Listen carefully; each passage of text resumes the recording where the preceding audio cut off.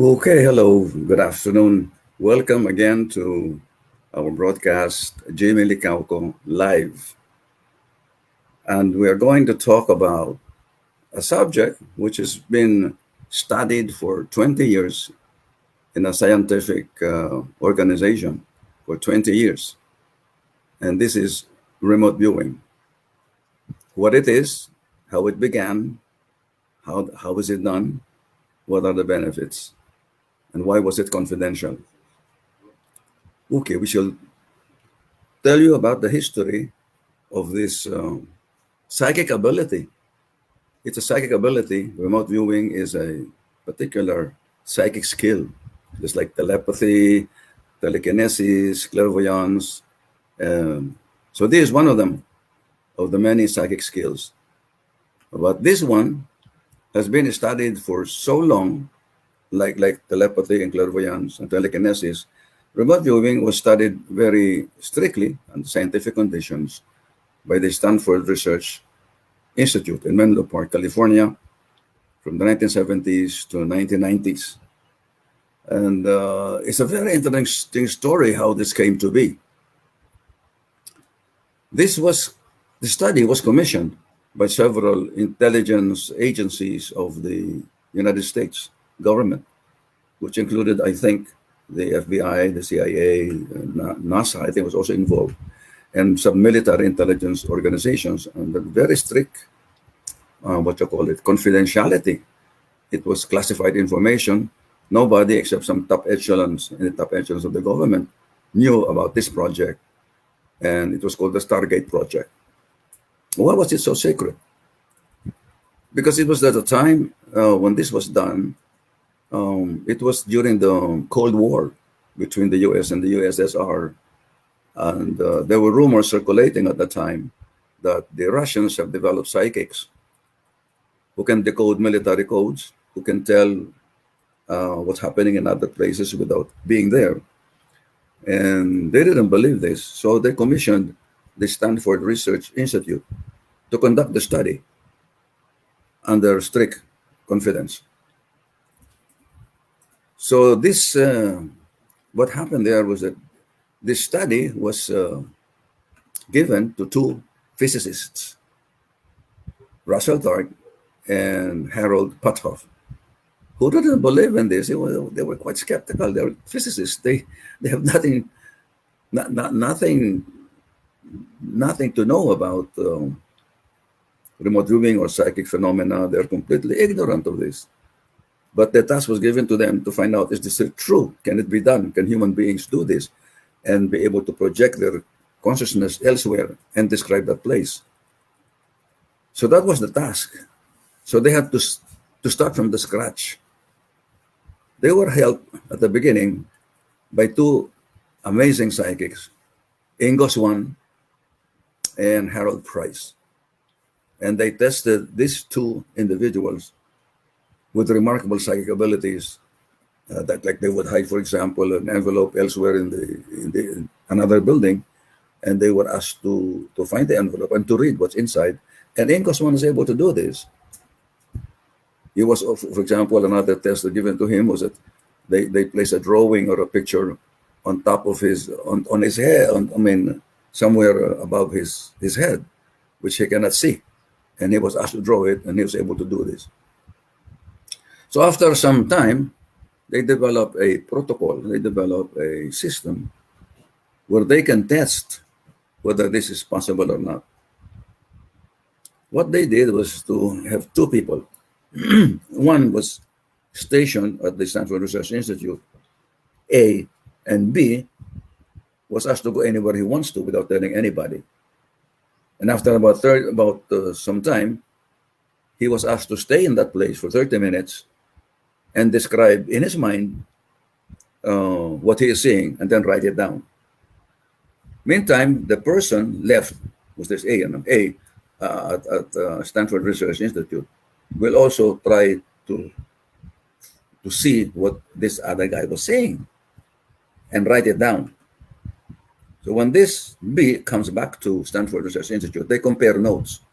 How many this guy A got of what the person was saying, because he didn't know where he went. And, and on the initial findings, they were surprised that they were maybe 75, 80% accurate. And that is beyond chance. So they were encouraged, and they began conducting this experiment repeatedly over and over and over and over for 20 years. They're doing this thing because they want to find out, is this true? Can it be done? And what's the mechanism behind it? So they were doing this many times. They experimented with many procedures on remote viewing until they were able to standardize the procedure and develop a standard method for training people how to do remote viewing. Now, the technical name for remote viewing is traveling clairvoyance. Now, clairvoyance means seeing something that you don't ordinarily see by your senses. No? That's if you are able to see ghosts or spirits, or able to see something which cannot be seen physically, that's a form of clairvoyance. Now, this is special time clairvoyance where you project your consciousness to another place that you've never been to before and describe that place accurately. That's traveling clairvoyance, which is better known as remote viewing. Now, for 20 years, they have been doing this over and over again because they wanted to be sure that it's really true. And afterwards, after so many years, they were convinced that it was declassified in 1990 and became public knowledge. Now, I understand some of the intelligence forces are taught how to do remote viewing. Some in the CIA, some FBI, some military intelligence are being taught how to do this with some success. Of course, there were many critics about it against this particular procedure. And some say it's a waste of money, etc., etc. Some say it doesn't really work. But Russell Tarek, I met him, by the way. The head of this study was Dr. Russell Tarek, a physicist. And I had a chance to meet him personally in Menlo Park, California. We had dinner and spent some time with him. And we were discussing the remote viewing protocol that they established. And he was telling me, really, it works, Jimmy. It really works. And to some extent, it was more than 90%, of people taught how to do this, are able to project their consciousness to another place they've never been to and to describe it accurately. So I met the person who actually developed this protocol, scientific protocol, Russell Tark, in Menlo Park, California. I was introduced to him by Mr. Kirk, the founder of the Applied Intuition in San Francisco, Institute for Applied Intuition. Was founded by this man, and he used to work with Stanford Research Institute, and somehow I met him in the Philippines, and he brought me to Menlo Park, and stayed with in his former house overnight, and the next day we went to Menlo Park. So I met Rastatard. The other scientist was not there, Harold Pothoff. They were no longer at Stanford Research Institute. When I met Rastatard, he was already working with an airline, with an aircraft manufacturing company, a senior scientist. So he developed in that aircraft factory an invention, a laser beam invention, to warn the pilot if there is any obstruction several miles away. And he was joking, you see, Jimmy, he said to me, 20 years of psychic research did not make my brain mushy, because he was able to develop a scientific instrument which was applied into that aircraft. Okay, so what is remote viewing, and how does it work? That's what we're going to talk about. And my plan is to offer this as another seminar, but later on, maybe later this June. And how does it, what is its use? And who can do this? Anybody. That's what we found out. When I started doing this in 1988, all that, I was getting very high percentage of people succeeding in doing this. 90% to 95% of people are able to do remote viewing. First time they do it. If they follow the instructions given to them, and that's the key. If you follow the instructions, you'll be able to get it first time. And then I have conducted this all over the world, and the same percentage of 90 to 95% are able to do this among the audience, no matter where they are, men, women, children, different nationalities have the same percentage of success. Well, there's some question coming in already. I've read somewhere that the other Casey also did some extensive psychic remote viewing. Edgar Casey's special case. He not only did remote viewing, he was doing a lot of other things that are remarkable. And not only that, no. But yes, we can call some of the things he was doing as remote viewing. That's true. Yes, I have about 10, 15 books of Edgar Casey, or about Edgar Casey. Joel Dong Manalili, I've also heard that story of remote viewing from the late Jack Hook in his home in Huntington Beach. Do you happen to know this person? No, I've not. What did he do? Okay, but I'm not surprised that many people are able to do this. And I will tell you later on that I found out that remote viewing is not new. I found a story in the Bible, in the Christian Bible, about remote viewing in the Old Testament. And I will tell you this later on. And in the 19th century, there is this mystic and psychic scientist, Emanuel Swedenborg, who also was able to do remote viewing. So it's not something that is new. It's the title or the name, remote viewing, is what is new. But the ability itself is as ancient as the Bible, the Old Testament. And I will show this to you later on. Okay, so what happened during these 20 years? They were able to prove that people can do remote viewing, can project their consciousness elsewhere, anywhere. At the beginning, it was very interesting that they didn't even tell where the person is, or that was not part of the game. They asked, for instance, in Goswan, they gave him only the, what do you call it, the coordinates of longitude and latitude of a place. And Ingosman asked, what is in that place?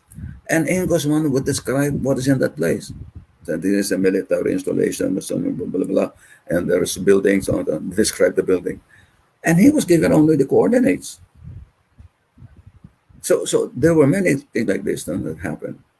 Of course, there were many critics also, remote viewing, saying it is nonsensical, it's not true, and all that. But after 20 years, who can deny it? After 20 years, they were convinced it's true. And also from my experience, I have been able to train people all over the world how to do this. And you will learn this in the seminar which I'm going to offer this June. Okay, so what are the things that they found out? It can be done. Remote viewing can be done easily if you don't make any judgment of what you see or hear or smell or taste during the remote viewing when the eyes are closed. If you make any judgment or analysis of it, it doesn't work. You have to keep your mind blank. You have to keep your mind open to anything that you perceive without judging it, no matter how impossible it is, no matter how crazy it is, no matter how it is, that you don't like it. No? As long as you don't make any judgment, you'll be able to get it. And this is what surprises people, is how many people are able to get it first time, as long as they follow the rules that we will be given.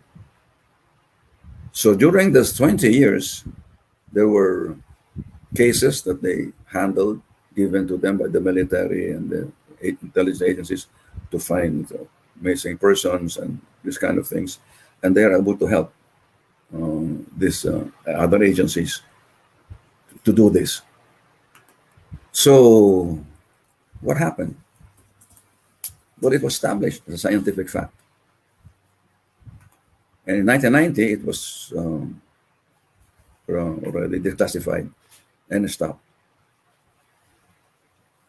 So the remote viewing that we do in the class is a modified version of what has been developed by Russell Targ and Harold Pothoff at the Stanford Research Institute, or SRI International in Menlo Park. It's a modified version, it's not the same. But the process or the principle is the same. The the outcome or results are similar in terms of success. So how do we do this here? See, in in the American way, they did it. It's very elaborate, but it's more difficult because you have to ask somebody to go out and go somewhere, and then this other person who's there left in Stanford Research Institute will describe what he is saying, what the other person is saying outside. It's too cumbersome a process. So here, what we do is simple. In a class, let's say of 20 people, no? Or 10 people, let's say, I will ask each one of them to choose a partner whom they have never met before, or even if they met before, they should have been to the house of this person. And with certain process, by meditation, putting them into the alpha or theta level of their brainwaves in a meditative state, I would ask them to project their consciousness to the house of B. All they have to know is the name and the face of the person, and they will project their consciousness and describe everything that they see outside the house, around the house, the yard, in the backyard, and inside the house. If this first floor, second floor, you go to these places, is systematically going to specific places in the house, and then saying what they're perceiving. And almost always the person who owns the house are surprised how they're able to describe. For example, they're able to describe, oh, in your house there is on the wall a lot of diploma, and certificates lined up there on the wall, the living room, and it's true. There was also another time in April, I was abroad. I conducted a seminar, and one of the participants said, I was saying something. I was surprised. I didn't know because I could see some Christmas decorations in April. And I said, well, I must just be making it up. It couldn't be because it's already passed so many months now after Christmas. And then the one who his partner said that you're absolutely correct because, we failed to remove all these Christmas decorations. So it's still there. So this kind of thing. And so many unbelievable things happened during this seminar. And things that you will never think possible. For example, there was this case of a sister, a Catholic nun in a Catholic school in St. Paul's, who had a partner whom she didn't know very well. It was a high school teacher. And this high school teacher described in detail the house of the sister. I forgot her name. In detail, describe in detail how the house looks like, what is in there, etc.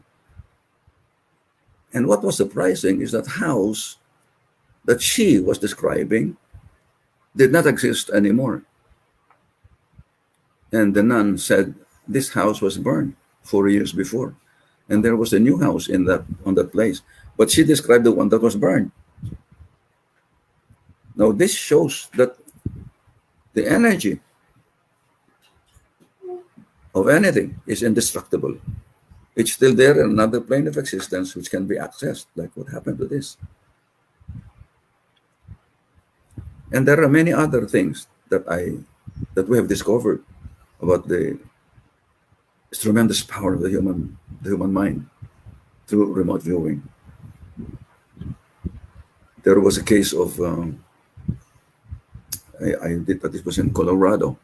I was doing a seminar there, and one participant, a male, and partner is a female participant, Americans. He said, I didn't see anything except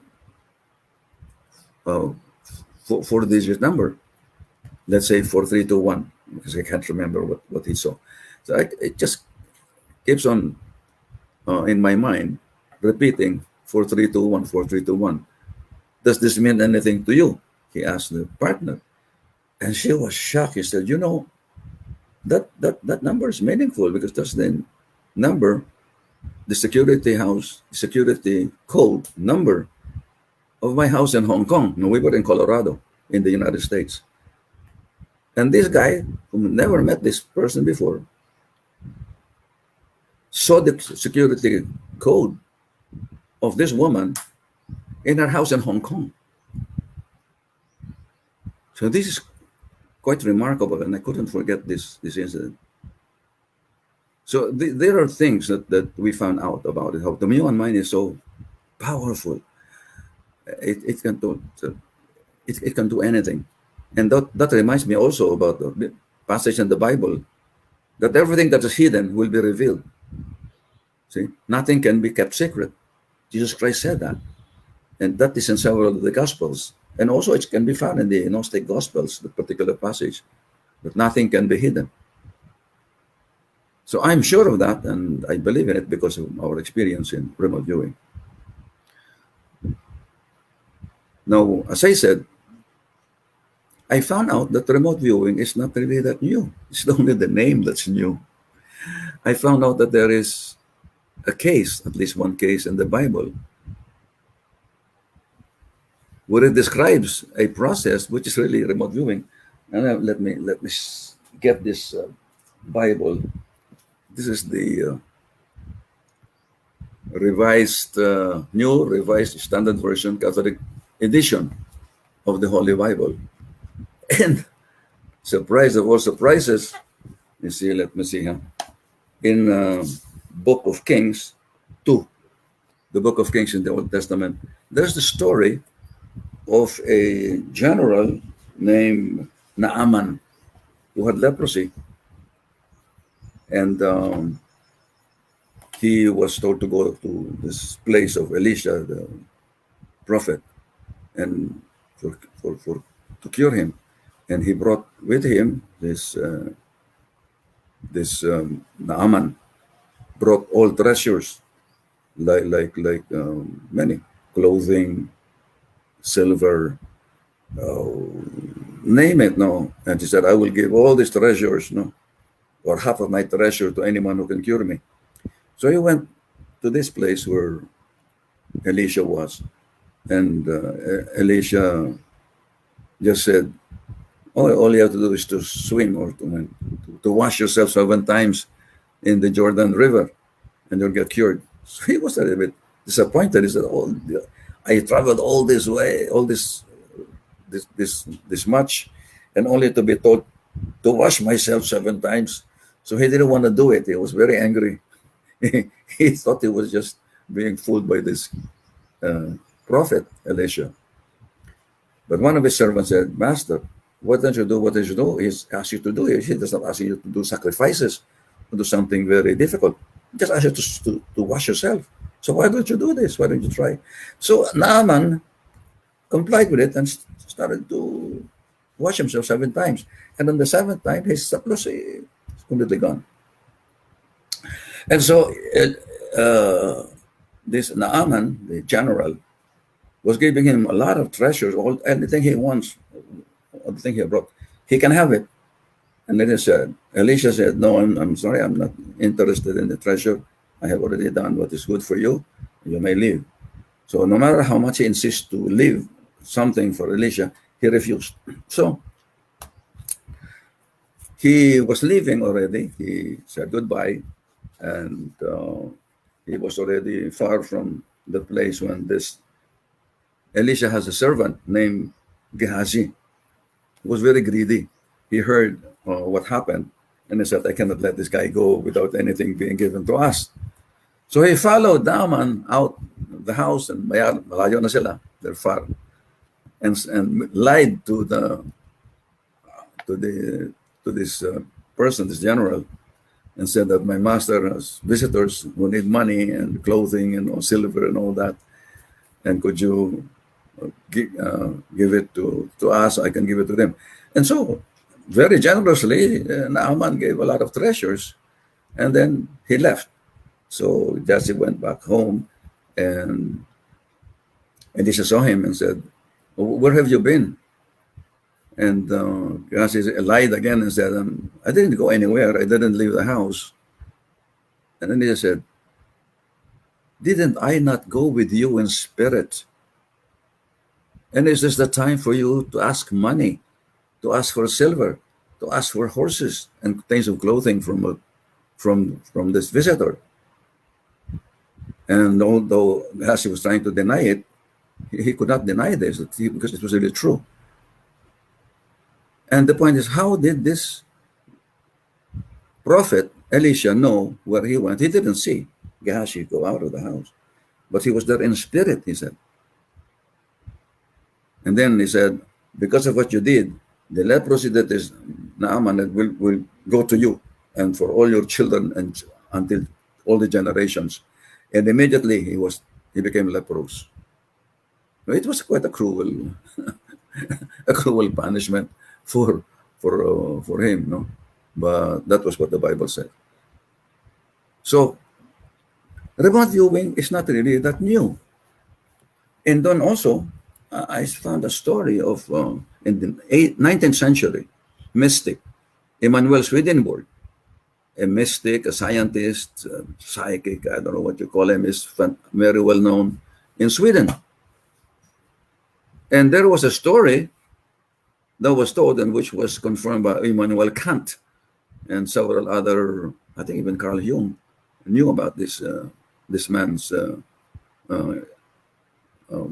experience of this man. He didn't call it remote viewing. Nobody knew what it was. But what happened was this: Emanuel Swedenborg was invited to a party about 100, 150 miles away from his house in Stockholm. And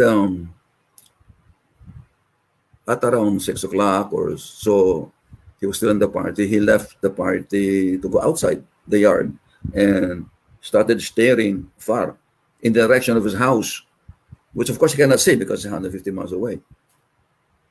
And he was there for some time, and he was asked, Emmanuel, what are you doing there? I said, I'm looking at there's a fire going on. It's going to my house, and I want to see whether my house will be affected. And so his friends were wondering, what are you talking about? How can you see that far? And so they asked to persuade him to go back to the house. And about 30 minutes later, he went back again and looking far outside. And he said, oh, thank God, the fire has stopped 3 houses away from mine. But it has already burned the house of so and so. And he renamed the persons whose houses were burned near his house. See, at that time, they didn't know what he was talking about. There was no telephone, there's no internet, there's nothing. That was the 19th century, no? So the news about that fire came one day after to the place, and we're told that exactly what he saw was what happened, and that the fire began where he said it began, and it burned the houses of so and so, which is true, and it stopped 3 houses away from him, which is true. So people were wondering, how the heck did this man know what was happening so many hundreds of miles away from him? That is remote viewing. But of course, it wasn't called that. And as I said, this has been confirmed by Immanuel Kant and some other famous people that it really happened to Swedenborg. So it's nothing new. And we can teach you how to do this if you're interested. And we're going to offer some seminars this June. We have no schedule. What is our schedule for next month? I'm just waiting for the schedule. We're going to have scheduled seminar on self-healing through visualization. And what else? Telepathy. We're going to offer telepathy again. And then instead of soulmates, karma, and reincarnation, we most likely will be offering remote viewing for those who are interested. It's a 2-hour program. See, this month, join our Zoom online seminar or classes on self-healing, visualization, and telepathy and remote viewing. So when is our, do you have the schedule? I'm waiting for the schedule. And but in the meantime, you can call our numbers 8810 Okay ba yun? Or 0998-988-6292 or email jaime@licauco@yahoo.com for details. What's the difference between astral projection and remote viewing? Very good question from Edmond Estoque. I'm glad you asked that question. There's a difference, no, between astral projection and remote viewing. And unfortunately, people mistake this because there was this priest from a university who was doing this type of exercise, and he calls it astral projection or astral travel. It's not astral travel. See, there's a difference. What's the difference? In remote viewing, you project your consciousness or awareness to another place. Your astral body stays with you. And then you can describe the place because your consciousness goes elsewhere. That's remote viewing. In astral projection, your astral body goes out to another place, to what we call astral travel or out-of-body experience or OBE. And that's the difference. And this priest used to have an exercise of doing this, and he calls it astral travel. It is not astral travel. However, in fairness to him, there are times when you do remote viewing and your astral body goes with you without you knowing it. And how do we know this? There was a case in my class where I was doing an exercise with them on remote viewing.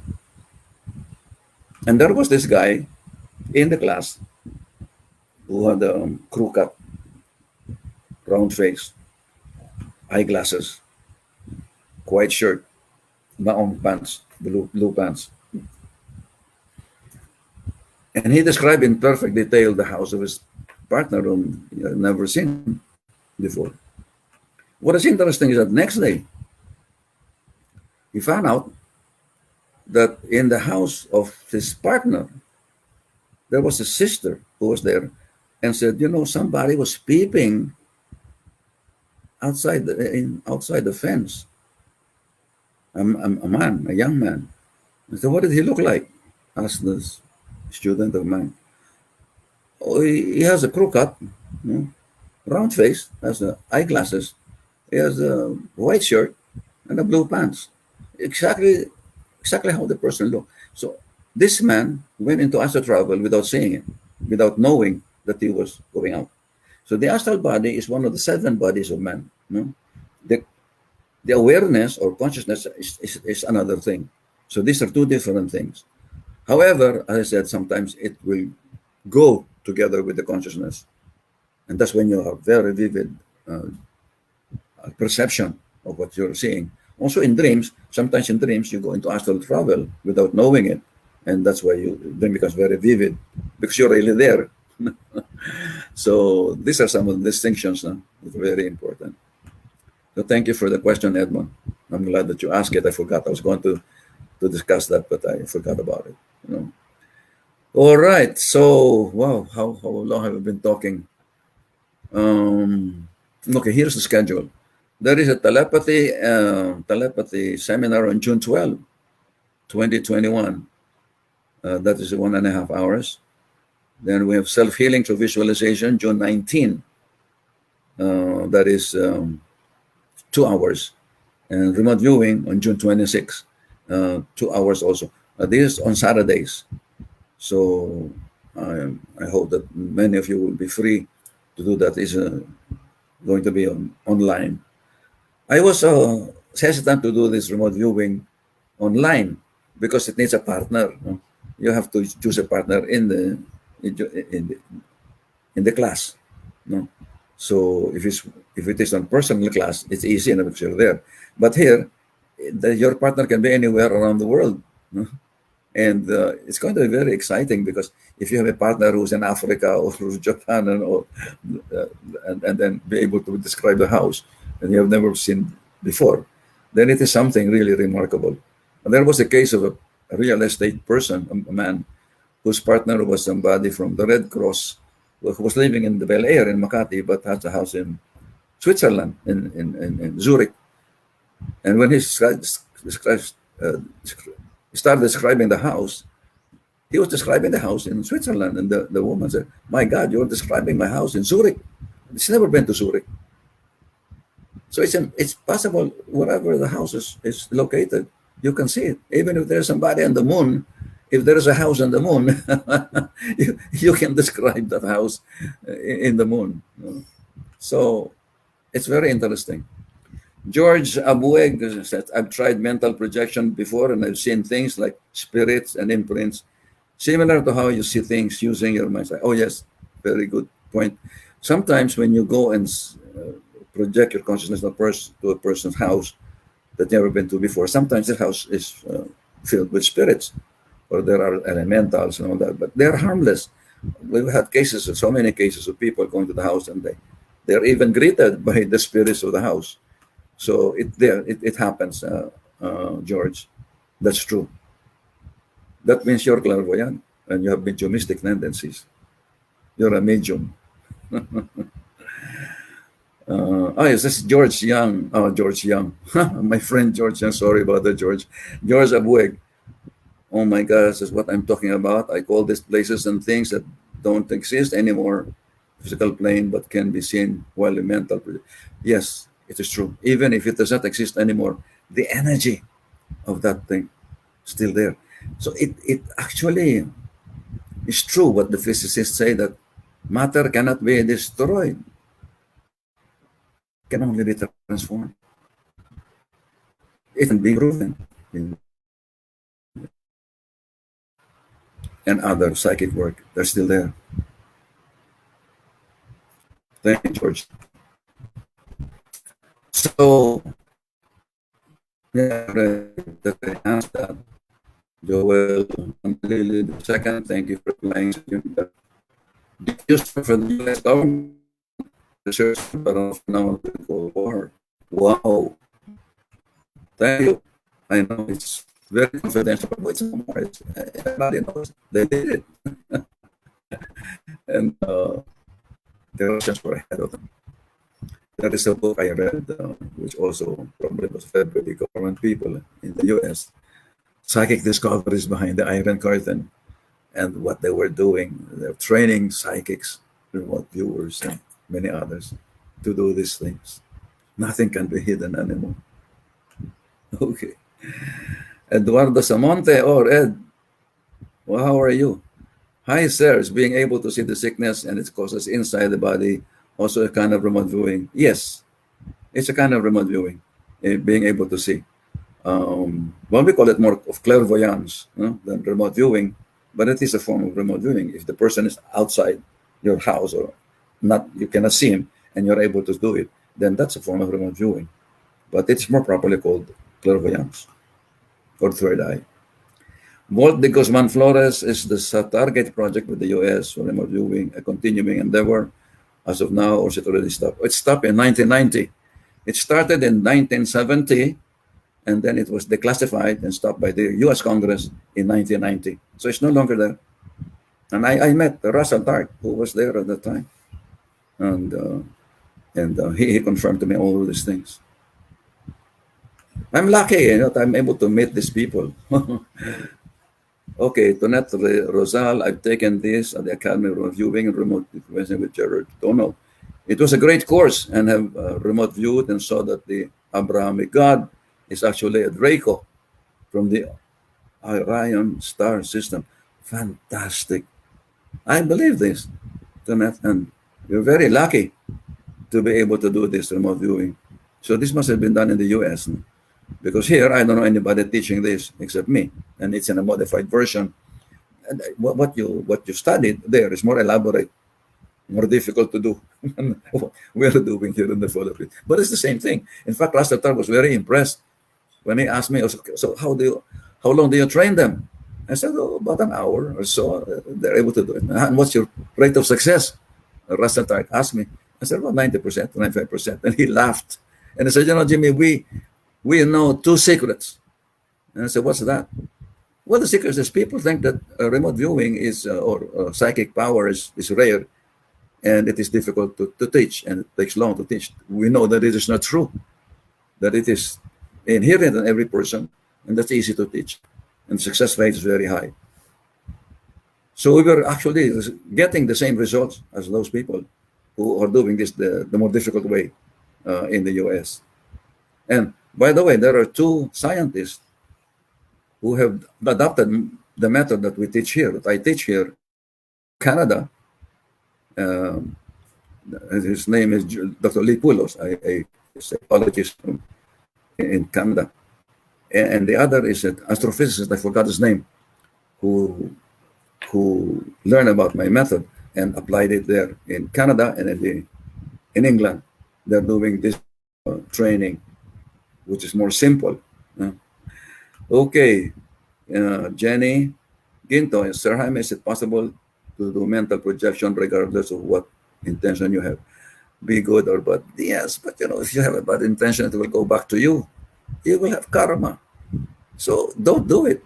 If you have a bad intention of harming people or doing it for prevention, it's not worth it, because you're gonna pay for it either in this lifetime or in another lifetime. You cannot escape the karmic law. What I talk about is in the soulmates, karma, and reincarnation, about how karma works. But I don't know whether we can still hold it in this June, this soulmates, karma, reincarnation. But if you're interested, probably we'll do it sometime later. But don't do it if you have a bad intention. You're gonna be sorry. Okay. Okay, Bengalito Gubalya, hi po. Clairvoyant po ba pag angel nakita? Yes. If you see a spirit, anything that can be seen there, normally, that's clairvoyance. Or the third eye. You have an open third eye. Okay, we don't have too much time now. How long have we been talking? Sorry about that. I might have overrun this thing. Tamo na, nagtuturo po ba kayo ng ngayong Miguelito Gubalya? Yes, through Zoom, through through the internet. I don't do it on personal anymore because of the COVID. I'm afraid to go out, And here with the internet, I can have the world is my market. I have had participants in Japan, in Denmark, US, Singapore, Saudi Arabia, or United Arab Emirates, Australia, which I never could have before. So, yes, I'm teaching that on the internet. Watch out for our announcement. Okay, Fermeco, wow, nice to watch you this now, just in time. I got some of your books. Your books serve as my wake-up key to my spiritual journey, my chance to say thank you. Thank you. Very welcome, Fair, and thank you. Of course.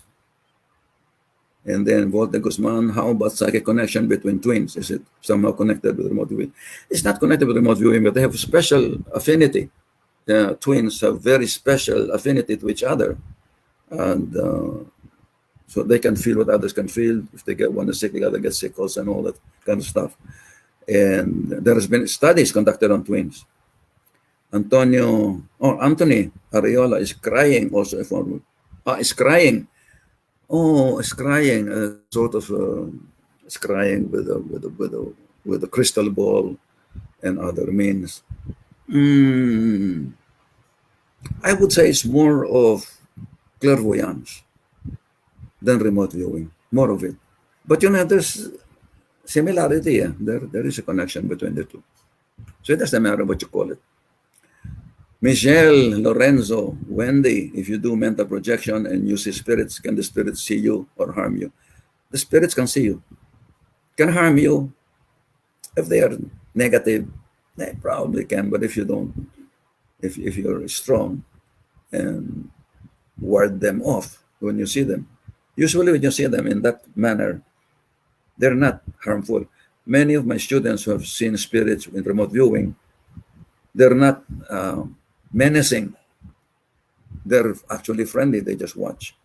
So they don't get afraid when they see the spirit. So I warn them, when you go to see this, your partner's house, you might see spirits or duende or elementals. Don't be afraid, because they will not harm you.